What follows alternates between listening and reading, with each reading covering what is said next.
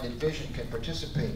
And the third pillar is a truth squad, a group of scholastics, college-bound people that are into the legalese of looking at, as most of you probably know, the city sometimes does not move until they get sued.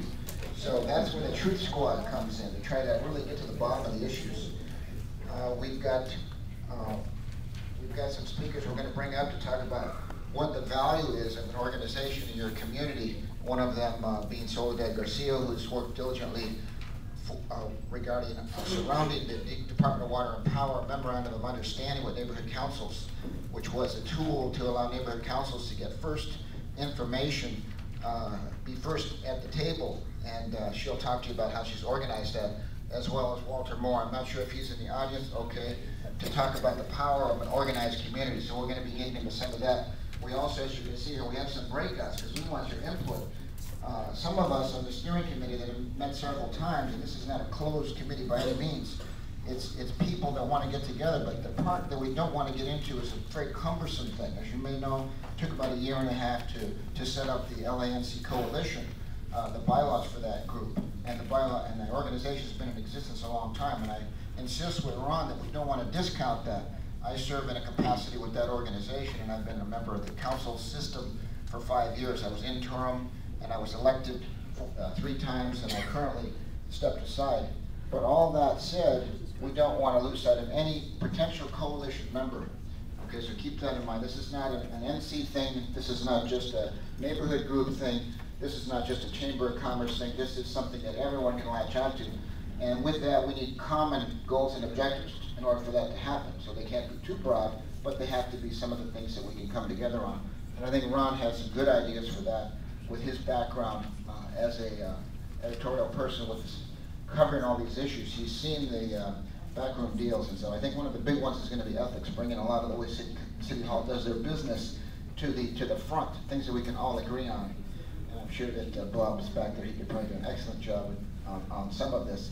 But nevertheless, we're going to bring up those speakers in a few minutes, and when we get to the breakout further on, we'll have advocacy, organization, issues, truth and outreach. We'll have these 4. I think Bob's got the other one on issues, and we'll break out, and we'll anybody that's interested in those components of how this coalition, because SLAP is a coalition, Saving L.A. project is a coalition-based organization. So when you think of SLAP, think of a coalition, think of someone that's come together for a common purpose, okay? And I think with that,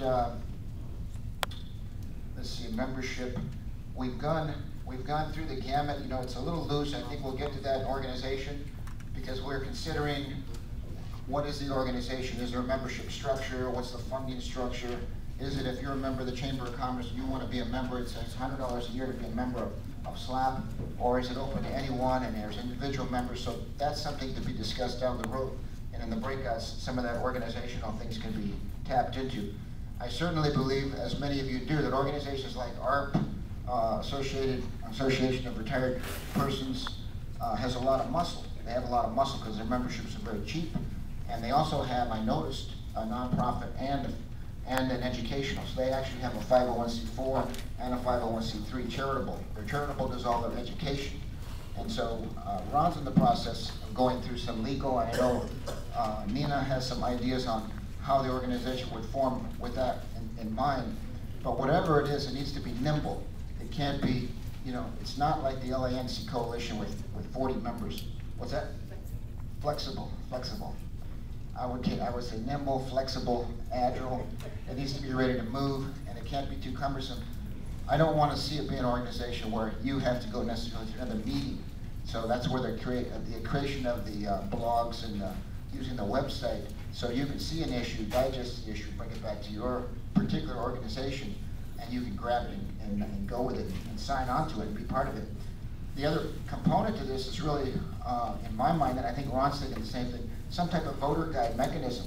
So when the Howard Jarvis Taxpayers Group has an advocacy position, or the PTSA, or the League of Women Voters, that the Saving L.A. project will also have a voter's guide, or have an advocacy position.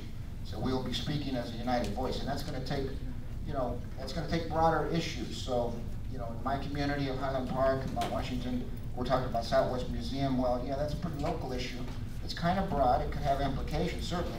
But I realized that if I bring that up and I say, well, that's the only thing I'm interested in, we're not going to go anywhere. So we need to go for nice broad issues that we can all agree on. Land use is a big one right now, too. So we'll be getting to those